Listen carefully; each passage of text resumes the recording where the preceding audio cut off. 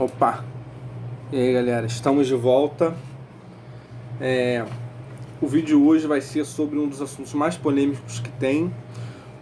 Todo youtuber já falou disso, né? Mas eu vou tratar esse tema de uma forma diferente. Eu espero sanar um problema que é recorrente entre todos esses youtubers, tanto de esquerda quanto de direita.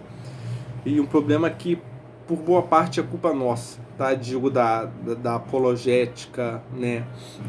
Cristã atual, né? De Facebook, de YouTube, etc. Eu vou. Eu tenho a mania de divagar muito, tá? Eu começo a falar de um assunto, eu divago, eu começo a falar do outro. Então eu tenho alguns textos escritos e esse vídeo eu vou basicamente, né, me guiar pelo meu próprio texto. E eu vou introduzir, tá? Eu vou ler aqui o texto que eu falei, que é o seguinte, né? Sobre comunismo. Quem é herege, quem não é, você deve brigar com o seu amigo que se diz cristão e comunista, né, e tal. Então, enfim, eu entendo o seguinte: não saia brigando com familiares, xingando sua avó ou sua tia porque votaram no PT. Não é para sair falando que quem vota no PT é excomungado porque PT é comunista e comunista é excomungado. Primeiro, pergunte o porquê seu familiar ou amigo vota no PT.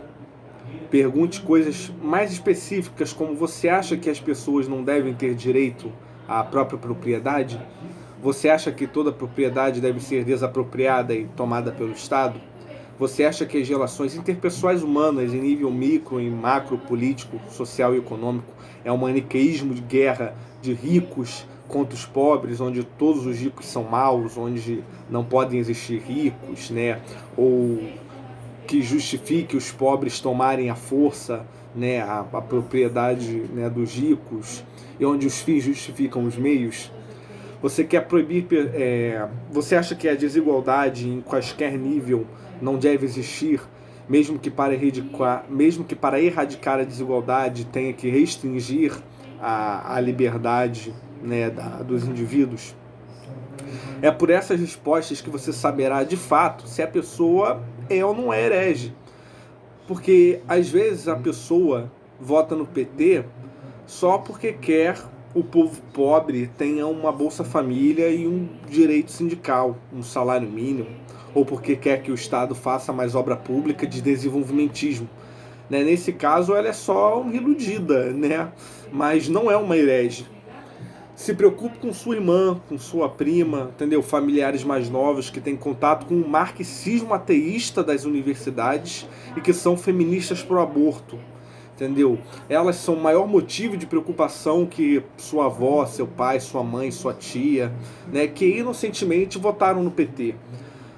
Aliás, o PT nunca demonstrou preocupação com a prática comunista real. Não tem interesse em coletivizar o meio de produção.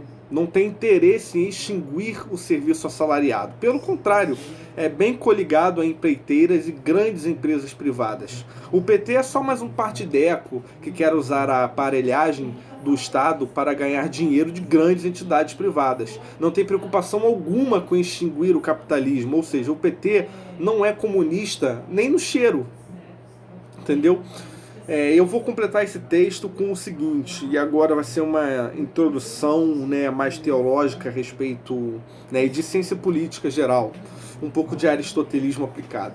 Em vez de discutir se ser comunista é pecado, quais tipos de socialismo são hereges e quais não, se pode ser liberal, direita ou esquerda, pare de entender as coisas como grupos. Investigue as entidades políticas de forma aristotélica, até as particularidades mais indivisíveis.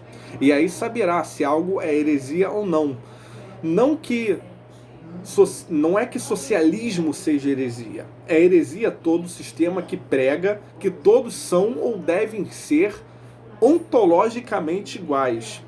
Pois isso é negar que Deus prescreve para cada um de nós uma vocação, virtudes e temperamentos que servem teleologicamente para nos tornar singulares e que Ele ama cada um de nós em particular e não como um todo. É heresia todo sistema que nega o direito à propriedade pessoal. Não confundir com propriedade particular, que é contingente, isso será explicado em textos futuros. propriedade privada e propriedade pessoal são coisas distintas. Você não pode negar o direito à propriedade pessoal. Mais uma vez, não confundir com propriedade privada. E, inclusive, a doutrina social da Igreja aceita a função social da propriedade como prescrição que resguarde o direito à propriedade. Não pode negar o direito à vida. Não pode negar o direito à liberdade, enquanto resguardado por justificação teleológica, ou seja, também não pode defender liberdade como princípio inviolável ou justificável em si mesma, como essa é a heresia, por exemplo, dos liberais, dos libertários, anarcocapitalistas, etc. Não pode defender que fins justificam os meios. Não pode negar a existência da alma. Consequentemente, não pode defender aborto.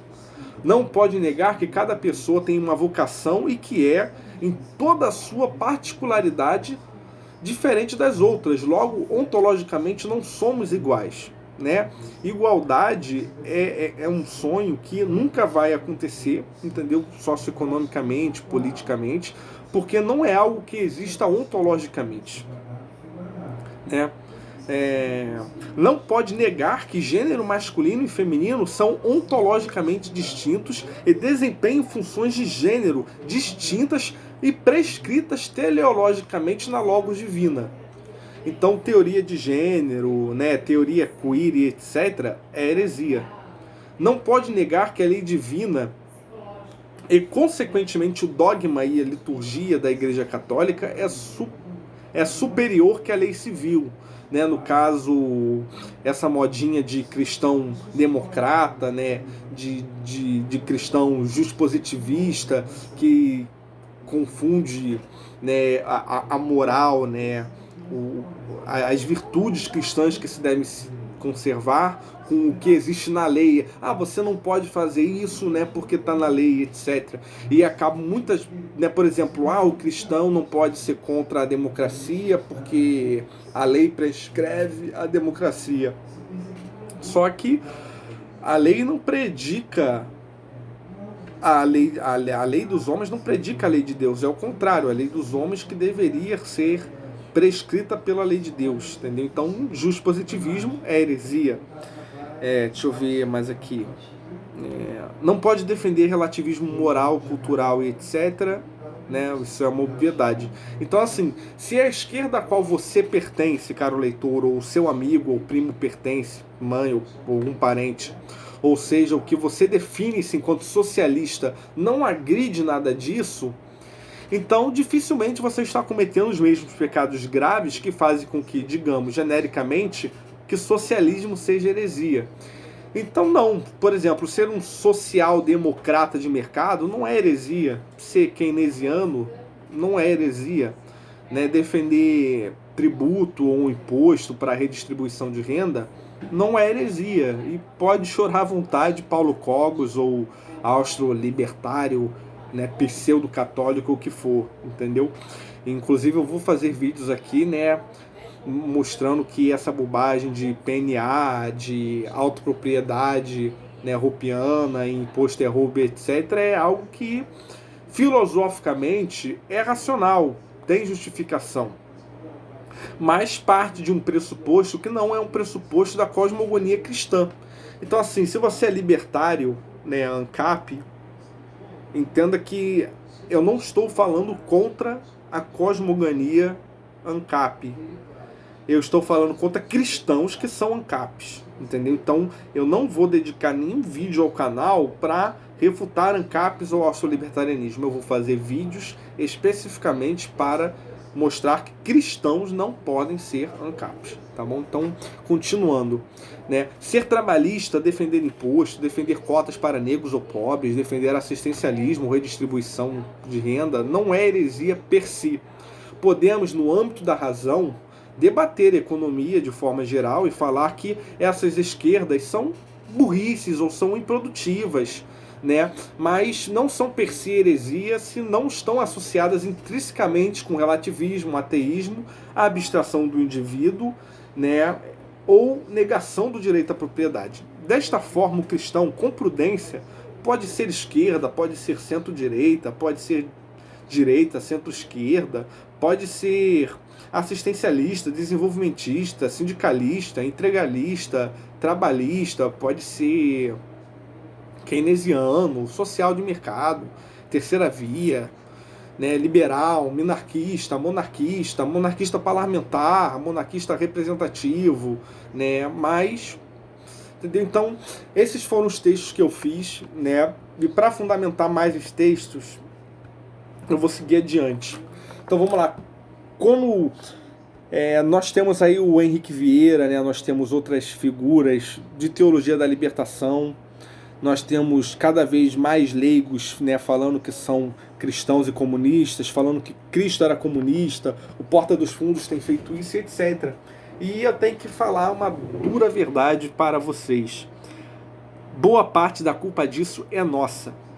A culpa de terem tantos cristãos indo para o comunismo é porque nossas figuras da apologética cristã, né, que ficaram famosas, né, dispenso citar nomes, acabaram fazendo falácias de espantalho e falso silogismo, onde tudo é comunismo. Você defende cota, você é comunista, então você está excomungado, né? Você defende redistribuição de terra, você é comunista, você está excomungado. Você acha que, né, o grande capital causa desigualdade, você acha que desigualdade é um problema, você é comunista, né? Então você está excomungado. Então, quer dizer, a gente fez com que comunismo fosse tudo, né? E se comunismo é tudo, é simplesmente muito difícil não ser comunista. Então, quando a gente fala que quem se preocupa com o pobre é comunista, quem quer cotas é comunista, quem é contra a desigualdade é comunista, ora, vai ter um monte de cristão leigo que nunca nem leu Karl Marx, mas é um cara que, pelas razões dele, defende direito trabalhista, defende sindicato, né, defende salário mínimo, e se está todo mundo apontando o dedo para ele, falando que é comunista, o que vai acontecer? Ele vai pensar, ora, então, eu sou comunista. E se eu acho que Cristo era uma figura que seria contra as desigualdades, que apoiava, né, o trabalhador, né, e etc., e que era contra as opressões, então, ora, veja bem, Cristo era comunista. Então essas pessoas acham que Cristo era comunista e essas pessoas se definem como cristãos comunistas porque essas pessoas não sabem o que é comunismo, elas se descobriram comunistas a partir do que vocês falaram que é comunismo, e vocês falaram que essas coisas são comunismo porque vocês também não sabem o que é comunismo. Então hoje eu vou solucionar esse problema, eu vou falar, portanto, o que é comunismo e o que não é. Tá? Por que o comunismo se chama comunismo? Né? Isso deveria ser uma obviedade, mas não se escolhe, né, o nome de algo à toa. Muitas vezes o nome de uma ideologia, né, ele é usado como princípio de identidade dessa ideologia. Então o nome, né, ele tenta sintetizar o que seria o caráter substancial do ente, né? Substância, certo? Eu falo em essência, ou essência mais forma, né? Enfim, né? Que é o que vai derivar o princípio de identidade da lógica aristotélica. Comunismo vem de comum, entendeu? Então, assim, a substância essencial do comunismo é a defesa da propriedade comum. Comunismo é isso. O que defende a teoria da propriedade comum é comunista. Você pode defender qualquer outra coisa. Se você não defende isso, você não é comunista. Você pode ser esquerda, você pode ser, sei lá, uma esquerda reformista, você pode ser keynesiano, né? Você pode ser um liberal neoclássico, você pode ser, né, sei lá, você pode ser o que for, mas você não é comunista se você não defende a teoria da propriedade comum. E o que é a teoria da propriedade comum? Em teoria da propriedade, certo? Algumas pessoas acham que só existe propriedade privada e propriedade comum. Então eu vou lhes contar uma surpresa e vocês vão ter um mind blow agora. A propriedade que é sua não é propriedade privada. a propriedade que é sua é propriedade pessoal, entendeu? Propriedade pessoal e propriedade privada são coisas que não se distinguem ontologicamente, elas se distinguem fenomenologicamente. Ou seja, elas se distinguem em um caráter temporal, em uma contingência, onde a propriedade privada ela é uma manifestação no tempo da propriedade pessoal. Então, toda propriedade privada é propriedade pessoal, mas nem toda propriedade pessoal é propriedade privada. Vamos entender de onde vem o nome privado. Você já ouviu aquela expressão, tipo assim, você não pode entrar aí, esse clube é privado, né? Também existem, a palavra privada também existem expressões como Douglas é um homem triste, a felicidade foi privada a ele, entendeu? Então, quer dizer, a gente percebe que o termo privado não é um termo que defende uma característica do ser em si. O termo privado é uma característica que define a relação de um sujeito com o objeto. Quando o sujeito, né, não pode usufruir do objeto, nós dizemos que esse objeto ele é privado ao sujeito, entendeu? Então, por exemplo, se eu tenho, eu vou dizer, ó, isso aqui é meu, eu comprei, é meu. Isso aqui é minha propriedade pessoal. Pessoal porque vem de posse, eu detenho a posse disso. Aí um amigo meu chega e fala, Douglas, me empresta esse teu rádio aí para eu usar ele por uma semana? Eu vou falar, não empresto, entendeu? Porque eu tenho direito de escolher se você pode usufruir dos meus bens ou não. Neste momento em que você não pôde usufruir de um bem que é meu, você está sendo privado dele.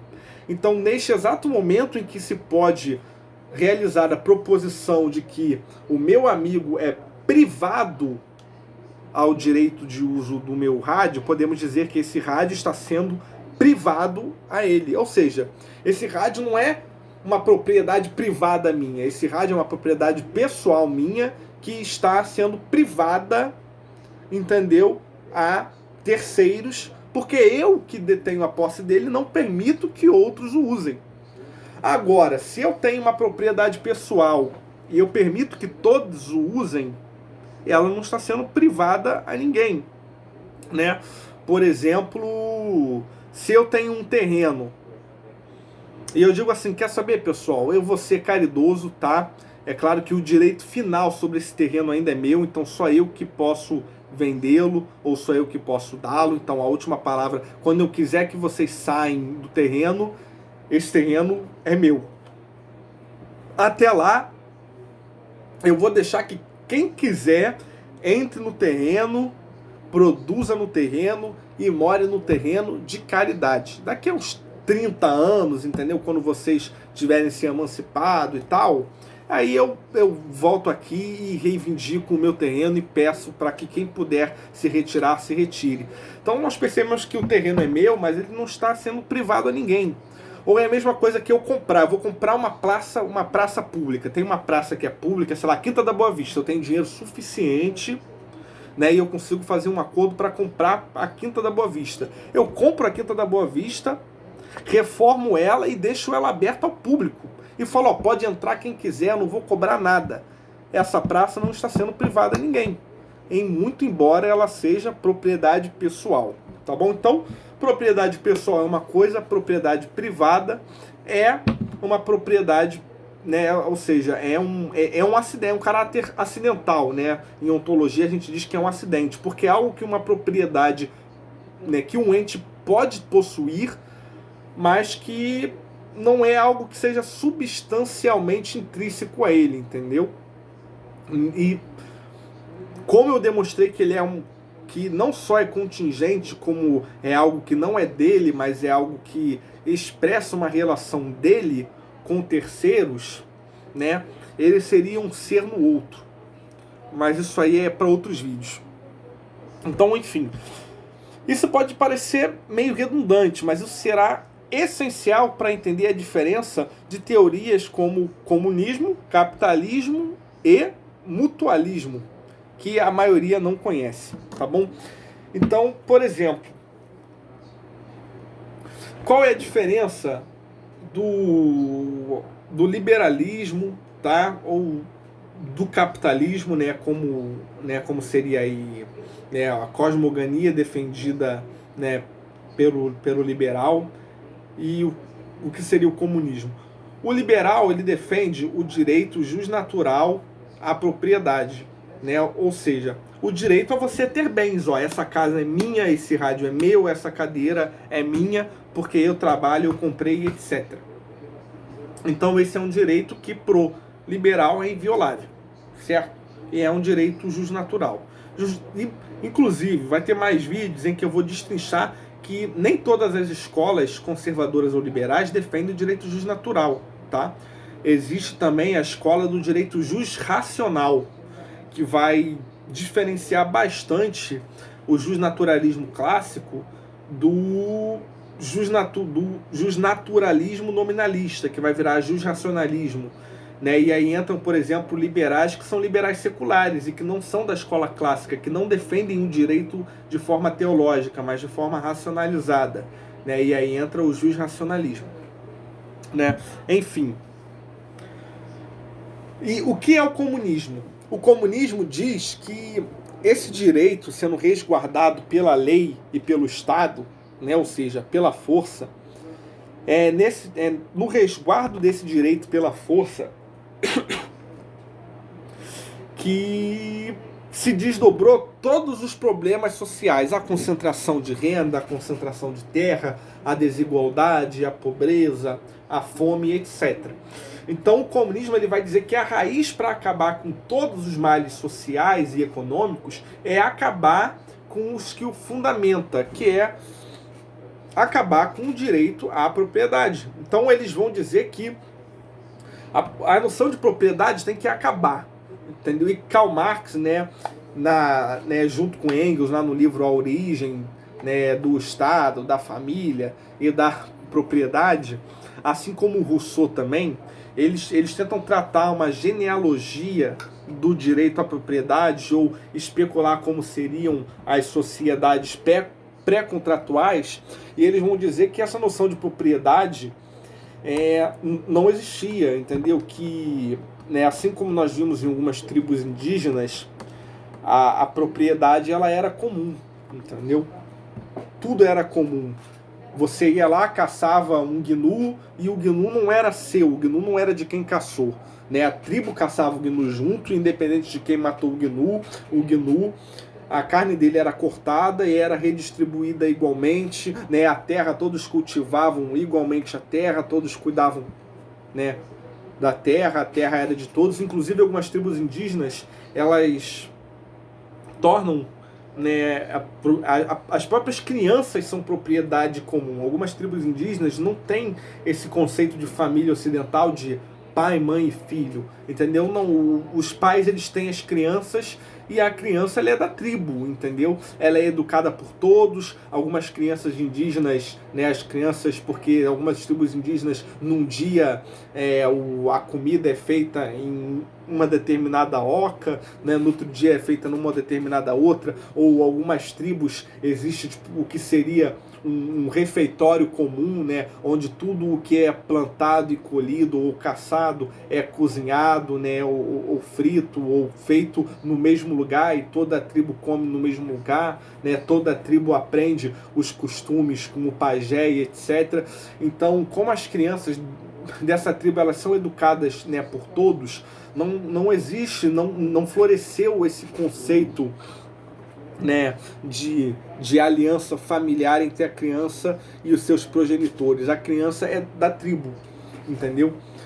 Então, né, existem até alguns teóricos, eu não posso dizer, não sei afirmar agora se o próprio Karl Marx defendia isso, mas alguns pensadores, algumas escolas marxistas, né, elas defendem que a mulher torne-se propriedade comum, né, que a primeira opressão, né, no caso machista, teria sido a percepção de que a mulher seria propriedade do homem e que, na verdade, né, a mulher, numa tribo ou numa sociedade pré-contratual, né, seria uma propriedade comum, assim como as crianças, etc. Então, você percebe que, né, O comunismo defende propriedade comum, a completa extinção da propriedade privada. A completa extinção do direito à propriedade, né? Nem privado, porque, como eu falei, esses comunistas eles são contra até a propriedade pessoal. Beleza? Então, por exemplo, se o seu amigo, o seu primo ou o seu tio diz que é comunista, pergunte para ele por quê. Se ele falar que ele é comunista porque ele é a favor de cotas ou é a favor de reduzir a desigualdade com investimento público, entendeu? Em escolas públicas e etc., ele não é comunista. Entenda isso, uma pessoa literalmente só é comunista e ela só está praticando, né, a heresia do comunismo, que é o motivo da excomunhão para a Igreja Católica de comunistas, se essa pessoa nega o direito à propriedade. Outro problema do comunismo, Karl Marx era ateu. E é impossível dissociar o comunismo, né, do ateísmo de Karl Marx. A gente que acha, não, mas Karl Marx era ateu, mas não tem nada a ver, ele era contra a desigualdade, mas eu sou cristão, também sou contra a desigualdade, eu também sou comunista, não tem nada a ver, não. Para você negar o direito à propriedade, fundamentalmente você tem que ser ateu, entendeu? Ou sei lá, de repente existe uma forma de teísmo, né, que não tenha na história das religiões, na história da humanidade, né, não tenha participado da genealogia, né, entre as religiões e a derivação, a fundamentação do direito à propriedade. Mas quase todas as religiões, em quase todo sistema teísta, seja monoteísta ou politeísta, né, se acredita em espírito, né? E isso porque, né, alguns autores eles vão falar que, né, supostamente, né, se a sociologia, né, e a antropologia está certa na crença de que a humanidade surgiu na África e etc., nós teríamos então na África, né, a raiz do pensamento religioso, que é o animismo, né? O animismo africano tem esse nome, né, que animismo vem de ânima, que é aquilo que anima a matéria.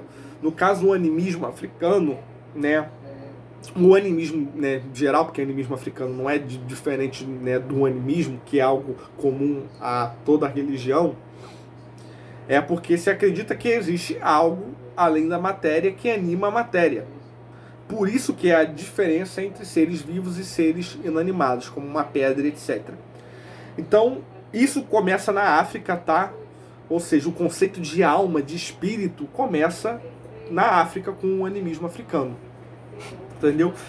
E a partir do momento que se acredita que existe o espírito, existe um conceito geral, e quem trabalha melhor isso são, né, os hegelianos, né, as escolas do idealismo alemão, ou até algumas escolas como René Guénon, né, Schwann e etc., as escolas gnósticas até, que elas vão dizer que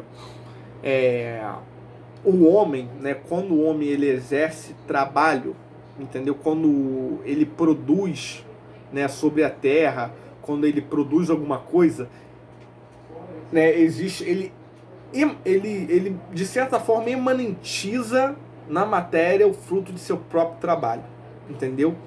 Então é daí que vem a percepção do direito à propriedade, entendeu? O direito à propriedade existe porque ele é resguardado pela percepção, né, pela dedução de que há espírito, né, e é pelo espírito humano que o homem, ao realizar trabalho sobre uma terra ou sobre uma ferramenta, e quando ele transforma isso com o próprio trabalho, ele emanentiza no objeto seu espírito e, portanto, aquilo ali se torna dele, entendeu? Não é por lei, não é pela força, etc. É por um caráter de imanentização do espírito.